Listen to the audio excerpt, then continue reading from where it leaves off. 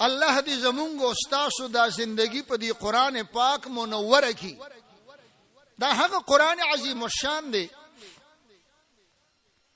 یو صحابي ماشومه بچای پغی کی نیولې ده او د دواړو جهانو سردار تراغه او د دې بچای سره ډیر زیات محبت کوي، ډیر زیات محبت کوي. د سترګو نه اوخ روان دي د دواړو جهانو سردار ته عرش کې یاقا قربان شم. یو زمانه وا یو دورو د جهالت طریقې خوري وي. زما کوروالا امیدو زه په سفر روانېدم. ما کوروالا ته وی که الګ پیدا شو ژوندې به ژوندې پرېږدو، که جنای وا بس ختمه وای. زه د سفر نرالم، وزه د حمل شوی وا، بچای پیدا شوی وا. ما ته وی چې دغه څه خبره و اما ختمه کړې ده. چلو ما پاګه اعتماد وکړ، یقین مې وکړ. شپې ورځې تیرې دي. یو ځل د سفر نه واپس شو کور ته رالم، یو خوږه ماشومه په کور کې ګرځي، د ګل په شان ته خوږه ماشومه. ما چې ولیدا ډېره زیاته مینه مې پیراغله او ډېره مې خوښه شوه چې دا خو ډېره خوږه ماشومه ده. کور والا ته مې دا شوق دی وی دا زما خورزه ده، چونکه دا جهالت په ټولو عربو کې نو په بعضې قبیلو کې و. شپې ورځې تېرېدې خو دې ماشومې سره زما بې پناه محبت پیدا شو او ډېره مینه مې ورسره ښکاره کوله. نو زما کوروالا ته دا پته ولګېده چې که اوس دته زه دا راز ښکاره کم نو دوی به دې ماشومې ته څه ونه وایي. نو زما کوروالا ما ته ووي چې قربان ته په سفر وي او دا بچای پیدا شوی و او ما دا بچی د خپل خور کره اوسوله او تا ته مې بانه کړی و چې دا زما خورزه ده.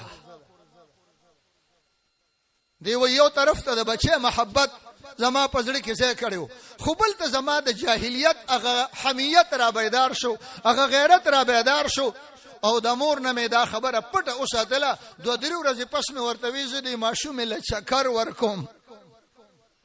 دا ماشومه پسل بوزم، بازار ته بوزم.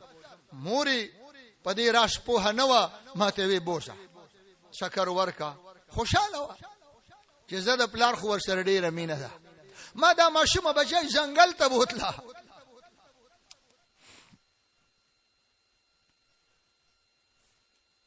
د ماشومې بچی لکنده کنم. دا ماشومانې چې د 4-5 کال وي دا ډېرې هوښیارې وي او د مور پلار سره ډېره زیاته مینه کوي.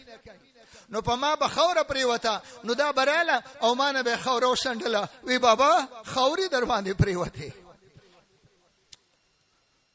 خپل هم جاړي، صحابه کرام هم جاړي او د آقا د سترګو نه مخ کې روان دي چې دا درمن او دل خراش او د جهالت د طریقې د واقع ذکر کوي.